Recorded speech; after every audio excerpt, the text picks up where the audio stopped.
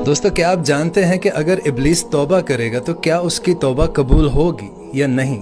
तो रिवायत में आता है कि इब्लीस हजरत मूसा अलैहिस्सलाम के पास आकर कहने लगा कि हुजूर, मैं बहुत बड़ा गुनहगार हूँ, मैं चाहता हूँ कि अल्लाह के हुजूर तौबा कर लूँ। अल्लाह ताला ने आपको कलीमुल्लाह बनाया है, मैं चाहता हूँ कि आप अल्लाह की बारगाह में मेरे लिए सिफारिश करें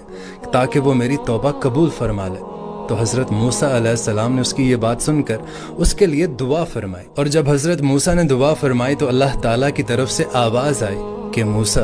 तुम्हारी सिफारिश से मैं इब्लीस की तौबा कबूल कर लूँगा, लेकिन उससे कहो कि हज़रत आदम अलैहिस्सलाम की कब्र पर जाकर उसे सजदा कर ले। तो इब्लीस ने यह सुनकर कहा कि मैंने आदम को ज़िंदगी में सजदा नहीं किया, अब तो वो वफात पा चुके हैं, तो अब उससे मैं सजदा क्या करूँगा। कि इब्लीस को 1,00,000 साल तक अल्लाह ताला जहन्नुम में जलाने के बाद मैदान महशर में दोबारा बुलाएगा